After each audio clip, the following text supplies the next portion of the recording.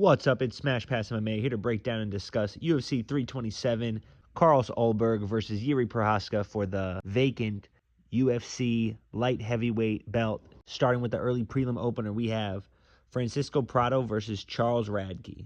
Now, I'm going to have to go Charles Radke on this one. He has more experience with better competition, and he's coming off a decent win, whereas Francisco Prado's coming in on a 3-fight losing streak. So I'm going to have to go Charles Radke on that one. And also, Francisco Prado just moving up 2 fights ago. This will be his 3rd fight at 170, so still adjusting to the weight class. Lost at 155, lost twice now at 170, probably going to lose a 4th time. Should probably go back down, honestly. Moving on from there, we have Kelvin Gastelum versus Vicente Luque. Now, this is a crazy fight for early prelims. John Anik actually is getting some heat right now because he came out and said this is one of the most stacked cards in UFC history since like UFC 300. In fact, this is the kind of stuff he's talking about.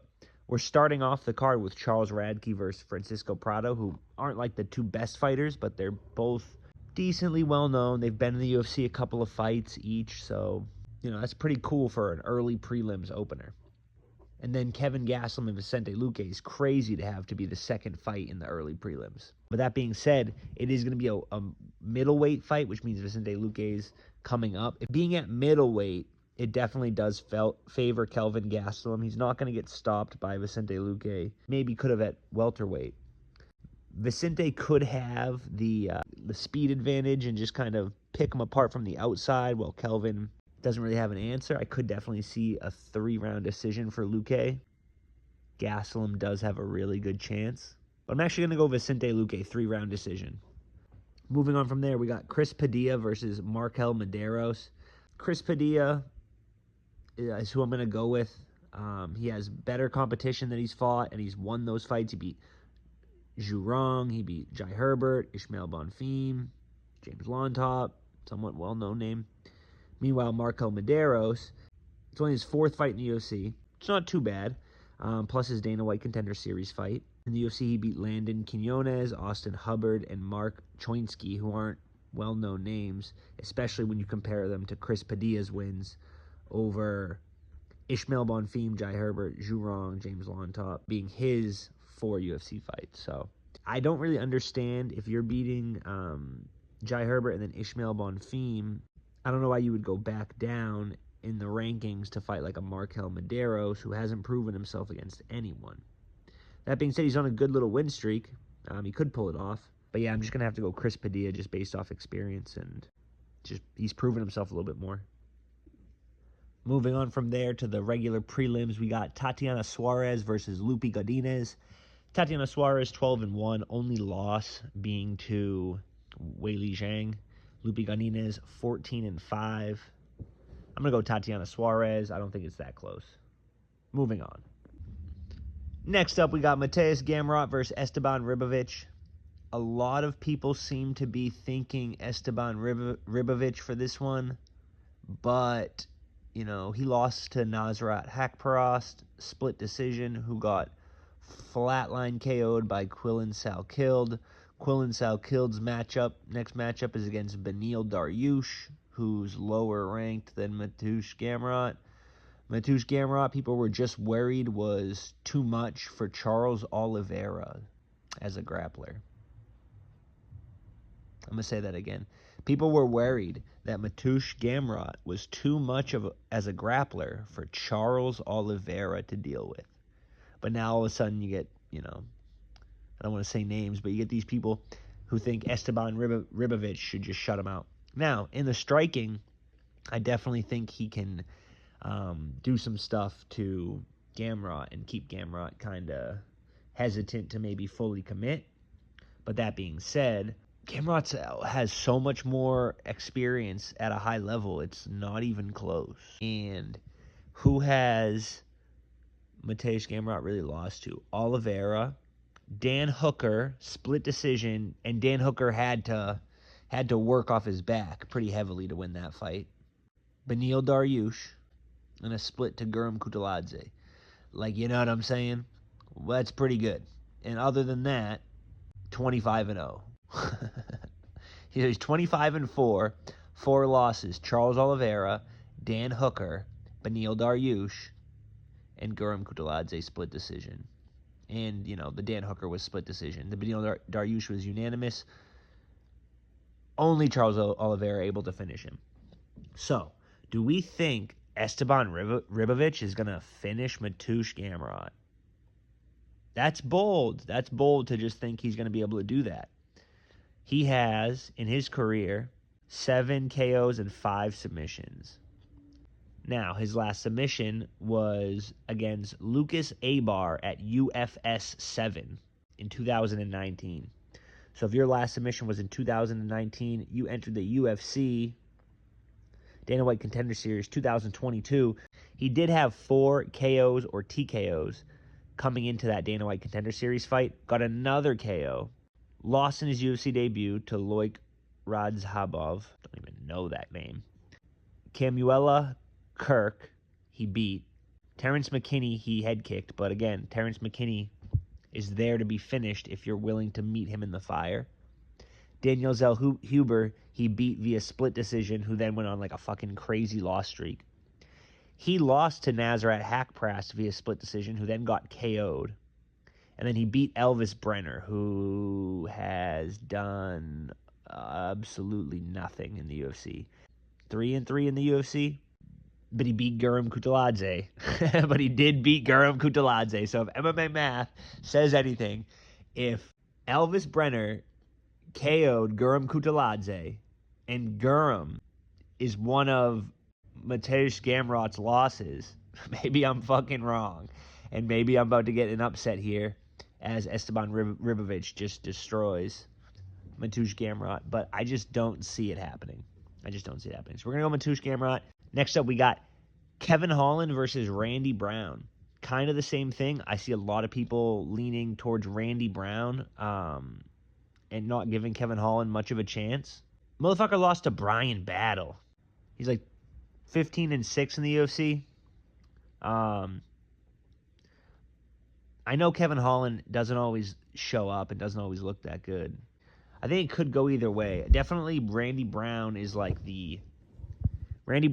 a potentially longer career ahead of him. Like he could maybe make a run at the title, whereas Kevin Holland might be tough for Kevin Holland to make a run at the title at this point. He's kind of thrown that away, by not really showing up. But that being said, he is younger. I think he is technically better. It's just, does he try this fight or does he not, I think he could have beat Stephen Thompson. If you look at how many times, they ended up entangled or whatever, and they just kind of said no, we're going to go back to striking. If Kevin Holland implemented grappling, he probably could have won that fight, So Kevin Holland's a tough one. If you're 1-2 in your last 3 and it's a win against Nicholas Dalby and a loss against Gabriel Bonfim and Brian Battle, I don't think you're that good. And then Kevin Holland also not doing so well recently. He is 1-2 in his last 3. Kevin Holland lost his last one, lost the one before that. But then before that, he won 2. Gunnar Nelson and Vicente Luque. And he finished Vicente Luque via choke.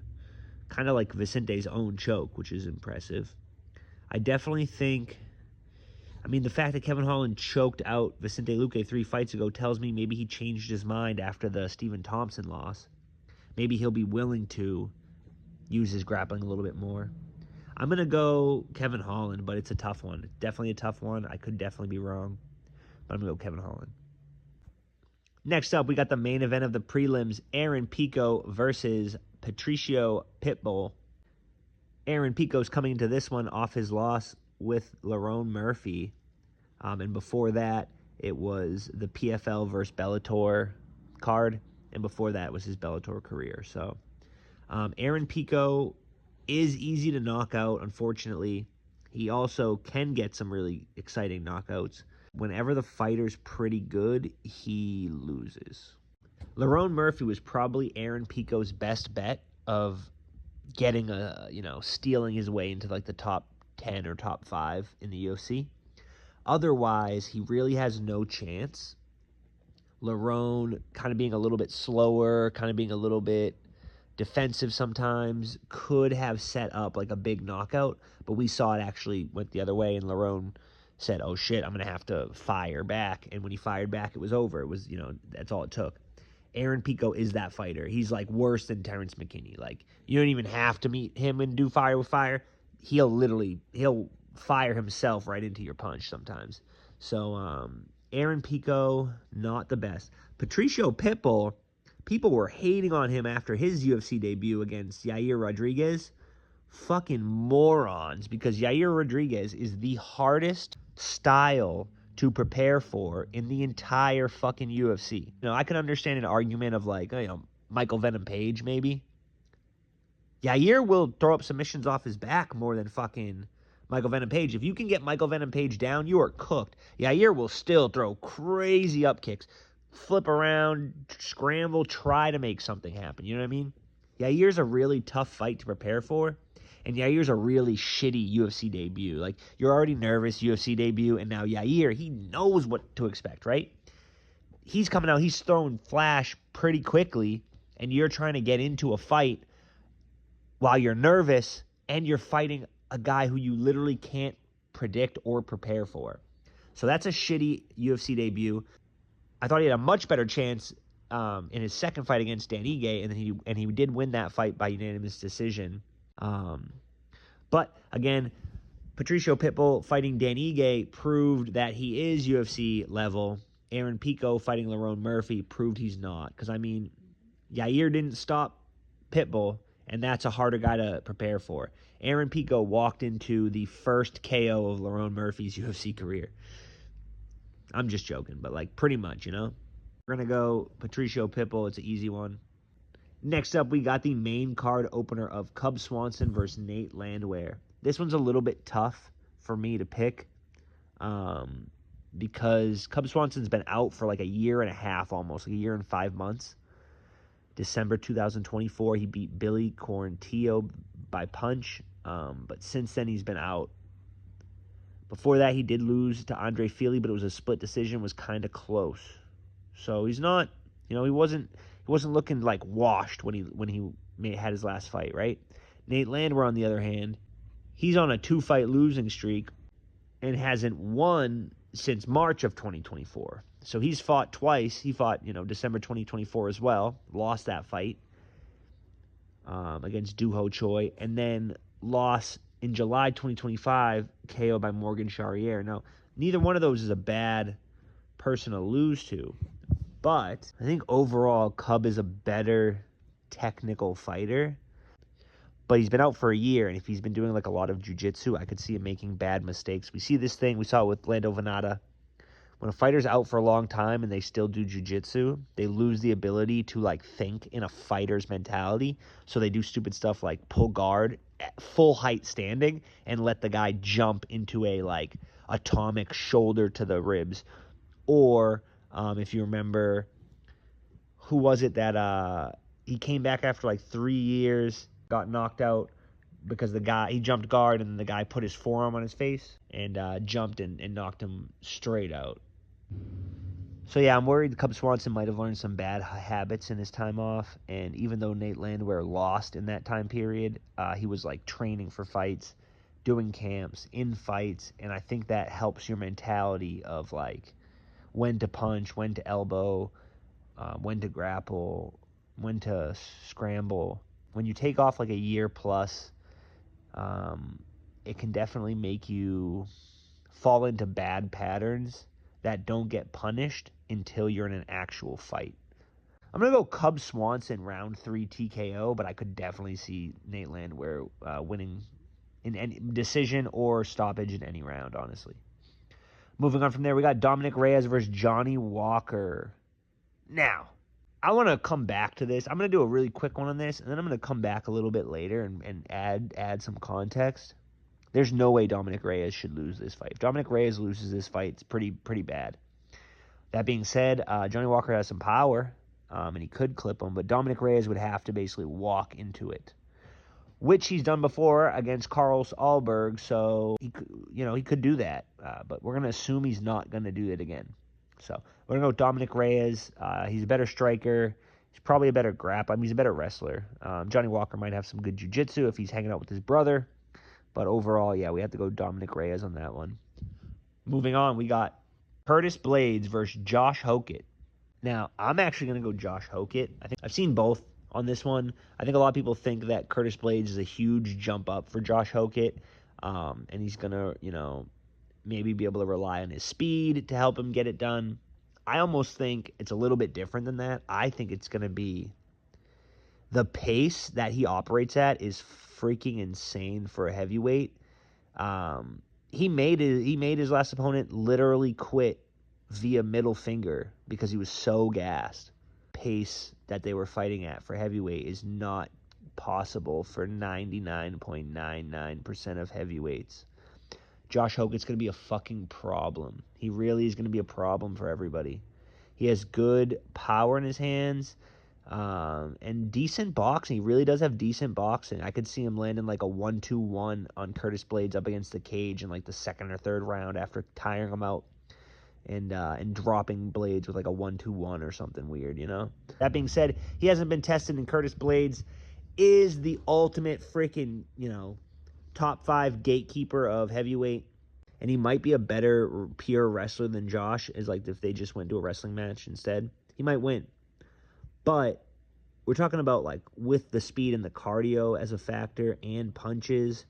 I could see Josh Hokett just going for takedowns, switch it up, coming up, uppercut, drop back for a single, try to circle around to the back, force Curtis Blades to break contact and circle out. As he's doing that, he's going right back into pressuring with like a back foot heavy presence, pushing Curtis Blades back a little bit. I could see Josh really almost basically like if you took Mighty Mouse and gave him just enough size to like compete at heavyweight, but kept as much of his style as possible, like light on his feet, kind of quicker, very good at transitioning between the striking the punches. Josh Hokett's last fight, watch when, I forget the dude's name, watch as he was getting up, how Josh Hokett would just push out his foot and force him to do like a split, and then he wouldn't be able to like support himself correctly, so he'd just eat punches while he put his foot back into the first place for Josh to just reap it out again. It's like minor details like that 90% of fighters never get. Josh Hokett has it at 8-0. Like barely any experience, and he gets it. He also, the dude had his hands up on the cage, and when the ref told him to take his hands down, Josh saw the ref pulling on the dude's arm and fired an uppercut under the armpit. Maybe a little bit cheap, but at the end of the day, the dude was cheating by putting his hand outside the cage. The ref was stopping the cheating, and Josh just took advantage of the ref distracting his opponent. So I think Josh Hokett's going to put the work in on Curtis Blades. Curtis Blades could definitely win, He is the ultimate gatekeeper. But I think this is Josh's time this time. And he's a fun guy. At the press conference, he's being silly and making it kind of ridiculous. At the end of the day, is that what the fighting is about? No. But, he's just trying to have fun. And, at the end of the day, you go up there and fucking have a fight the next day, and you just weight cut, and you try to, he's not really weight cutting, but you just did a whole training camp. You're ready to fight. You have a fight the next day. You try to be fun. Let's see how you do. Let's see if you're exciting or if you're cringe or, So I think it's good for keeping his nerves down and all that stuff, and obviously gives him a big name. He's fighting Curtis Blades in his second fight in the UFC, so that's pretty good. Next up, we got the co-main event. Azamat Murzakanov versus Paulo Costa. This is a little bit of a tough one to pick. Azamat looks really good against Rakic.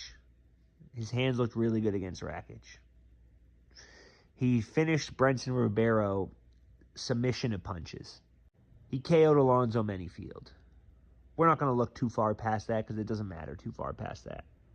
Paulo Costa, recent fights. Down a weight class at middleweight, first of all. He beat Roman Kopylov. Okay. Does that matter that much? Not really. He lost to Sean Strickland, lost to Robert Whittaker. Not the worst losses. He beat Luke Rockhold, Lost to Marvin Vettori, though. That's pretty bad. Lost to Israel. Beat Yoel. Beat Uriah Hall. Beat Johnny Hendricks. Doesn't matter. If this was at 185, that would be hard for Azamat to come down to 85 and deal with the lean, mean Paulo Costa. However, we're getting this at light heavyweight, which means Paulo Costa is going to be slower than he normally is. Now, he's still going to be more dynamic than most light heavyweights, but not all, you know? The closest to a Paulo Costa that Azamat Murzakanov has faced, you know, it might be Alonzo Menifield in body type, and it might be Alexander Rakic as far as kicking ability. Put those two together, and that is a little bit of a tougher ask. Paulo Costa's body kicks and head kicks, and not even super fast, not super snappy, but just blasting big, heavy kicks. And that could definitely help, especially, like I said, Azamat had just good boxing. He looked good in his last fight with his boxing against Rakic. So if you damage those forearms early, is that boxing going to look as good, you know? I want Paulo Costa to win this one. I think that'd be a better story. I'm going to have to go Azamat Murzakanov, 16-0. Paulo Costa hasn't really looked that good in recent years, and he was never, like, the best, you know? He was always, like, he's pretty good.